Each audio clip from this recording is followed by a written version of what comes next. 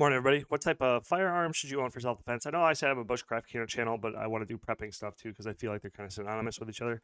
So, what type of firearm should you own for self-defense is the topic for today. I'm going to try to get it done in 2 minutes. So, the first one you want to say is like your first firearm should probably be no. Everybody's first firearm should be a rifle, and I do believe a AR-15 is the best platform to start everybody on. You can get an AR-15 for like $500 right now. You can get one, if you part it out or whatever, you can get one a little cheaper if you want to go that route.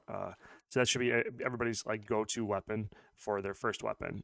If you're talking about self-defense in your home, still AR-15 because 20-round mags gets the job done. If you can identify the threat before they even get through your front door, you can just send bullets through the door, make them wish they never showed up. But besides that, like for it's kind of hard to deploy AR-15. I don't want to use fancy terms because I'm not a fancy guy or anything like that, but I just like that word to describe that. But to get at your AR-15 in like a waking up at 3 a.m. type situation is going to be a little bit more difficult than our second pick, which is a pistol.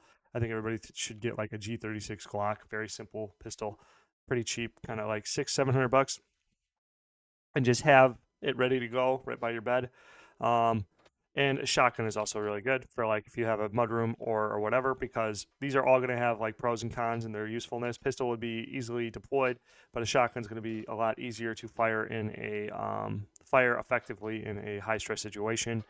The AR-15 and the rifle types are going to be more intuitively used. So even if you're a beginner shot, you should still be able to fire off. But a pistol is very small and limber, so you can swing it around and like get around corners and stuff like that a lot more easy, and it's a lot lighter.